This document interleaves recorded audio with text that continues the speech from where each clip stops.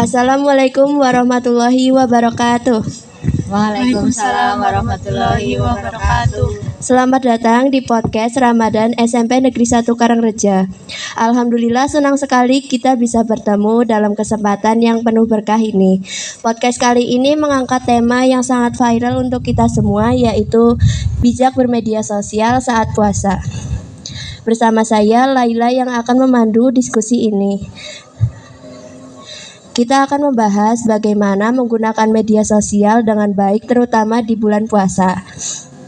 Kita sudah kedatangan narasumber spesial, ada Bu Arum, serta dua teman kita, Syifa dan Ainun. Yuk kita kenalan dulu. Assalamualaikum semuanya, perkenalkan nama saya Syifa dari kelas 8B. Waalaikumsalam warahmatullahi wabarakatuh. Assalamualaikum semuanya, perkenalkan nama aku Ainun dari kelas 8B. Waalaikumsalam warahmatullahi wabarakatuh. Assalamualaikum warahmatullahi wabarakatuh. Saya Diah Kartiningrum atau biasa disapa Bu Arum. Senang berbagi di sini. Alhamdulillah lengkap sudah. Yuk kita mulai diskusinya. Nah, kita masuk ke segmen yang pertama, yaitu tantangan bermedia sosial di bulan puasa. Bu Arum, kalau bicara soal media sosial pasti banyak kan ya godaannya. Nah, bisa nggak Bu dijelaskan tantangan terbesar yang sering muncul saat puasa? Oh ya Laila, media sosial itu kan sarana untuk berbagi ya. Tapi dengan kata lain, media sosial itu juga ibarat dua mata pisau yang berbeda.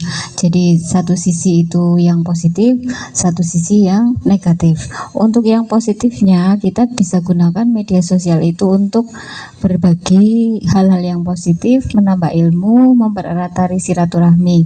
Sedangkan yang negatifnya itu kalau di dalam bulan puasa ini ya bisa malah mengurangi pahala. Contoh, kamu scrolling media sosial tapi terus lupa nggak ibadah. Oh, ini udah waktunya sholat tapi masih asik nonton. Nah, nanti dari nonton itu kamu kebawa emosi, terus pengen gibah. Wah, itu yang bahaya juga. Jadi bijaklah dalam menggunakan media sosial. Di sini juga ada hadisnya. Sebentar saya baca. Karena kalau hadis itu nggak boleh salah ya. Hadis Rasulullah Shallallahu Alaihi Wasallam bersabda, barang siapa yang tidak meninggalkan perkataan dusta dan mengamalkannya, maka Allah tidak butuh dari dia meninggalkan makan dan minumnya. Hadis riwayat Bukhari.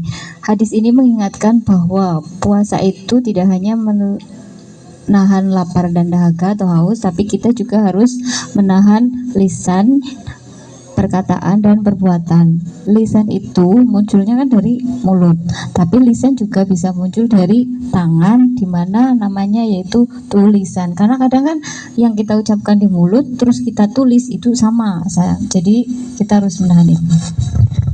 Wah, berarti kita harus lebih berhati-hati ya Bu? Iya. Terus kalau menurut Syifa dan Ainun, tantangan apa yang paling sering kalian rasakan? Kalau aku susah banget nahan diri buat ikut-ikutan nyir-nyir atau komen negatif. Nyinyir. Atau komen negatif pas lihat sesuatu yang nggak disukai. Kadang karena lapar dan capek jadi lebih emosional gitu.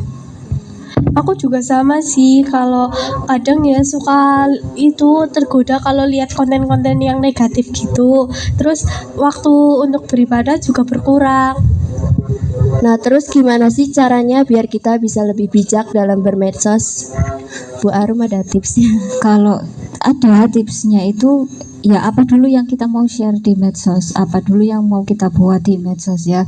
Jadi kita kalau hal itu positif kita bagi aja nggak apa-apa, tapi kalau dirasa negatif jangan dulu. Kalau masih ragu-ragu mending nggak usah aja, karena kan kadang hati nurani itu bilang ya, ini baik nggak ya di share, ini bagus apa nggak dibagi, apakah dengan saya membagi konten seperti ini, status seperti ini, terus kiranya menimbulkan efek negatif kayak gitu, malah mengurangi pahala kita yang puasa kan gitu. Oh, berarti kita harus sharing dulu sebelum sharing ya Bu? Iya penting. Kalau kamu punya seseorang yang dipercaya lebih hal agama gitu, sharing dulu. Saya mau bagi konten kayak gini, kira-kira menimbulkan fitnah atau kipah atau apa kayak gitu ya. Terus baik apa enggak gitu. Tapi intinya kembali, kalau kamu merasa ragu-ragu, mending nggak usah aja. Wah, aku jadi kepikiran deh buat unfollow akun-akun yang enggak. Iya, aku jadi kepikiran buat unfollow akun-akun yang enggak berguna gitu ya. Yang isinya itu konten-konten negatif gitu, biar hati tenang aja. Iya bener banget tuh, kadang kita lupa kalau puasa itu juga soal menjaga hati dan pikiran dari hal-hal yang negatif. Kalau kita mau memanfaatkan media sosial untuk hal baik, apa sih yang harus kita lakuin? Memanfaatkan media sosial untuk hal yang baik, ya kita membagikan sesuatu hal yang baik, yang positif, yang mengajak kebaikan, yang kiranya tidak menimbulkan perspektif negatif dari orang-orang yang melihatnya atau yang nonton media sosial kita. Di sini juga ada hadisnya yang berbunyi, barang siapa yang menunjukkan kepada kebaikan, maka dia akan mendapatkan pahala seperti pahala orang yang mengerjakannya. Hadis riwayat Muslim. Jadi kamu nge-share hal yang positif, orang itu mengikuti, orang itu melakukan hal positif, kamu dapat pahala, orang itu dapat pahala juga. Tapi dengan catatan, ketika kita nge-share sesuatu hal itu tidak boleh memaksa. Contoh memaksanya gini ya, kalau kamu udah nge-share yang like, nah nanti masuk surga dapat pahala lah, itu jangan, karena itu sifatnya memaksa, justru malah kita nanti berdosa. Intinya itu. Jadi kalau masalah pahala kan ya hanya Tuhan yang tahu kan. Aku jadi kepikiran buat bikin konten daily reminder Ramadan, kayak tips menjaga hati saat puasa atau doa-doa harian. Seru tuh, aku juga jadi pengen itu deh, apa ya namanya? Pengen nge-share kisah-kisah tentang Nabi kita. Wah, idenya keren-keren ya. Jadi medsos itu jadi ladang pahala. Gak kerasa nih diskusi kita udah hampir selesai. Sebelum kita tutup, aku meminta Bu Arum bisa kasih sedikit pesan buat teman-teman yang nonton sama buat kita juga. Jadi closing dulu. Ya, jadi ini kita melakukan puasa, di mana puasa itu tidak hanya menahan lapar dan dahaga, kita juga harus menahan lisan kita, perilaku kita, baik dalam dunia nyata maupun dunia maya. Di sini juga ada firman Allah yang berbunyi, barang siapa mengerjakan sesuatu hal kebaikan sebesar zarah pun niscaya akan mendapatkan balasannya. Quran surat Al-Zalzalah ayat 7. Jadi jangan sampai media sosial yang kita punya atau kita gunakan itu justru merusak puasa kita, merusak pahala puasa kita, tetapi meningkatkan atau menambah amal kebaikan kita. Masya Allah, terima kasih buat Bu Arum, Syifa dan Ainun. Apa ada yang mau ditanyakan lagi? Ada, boleh Bu Arum?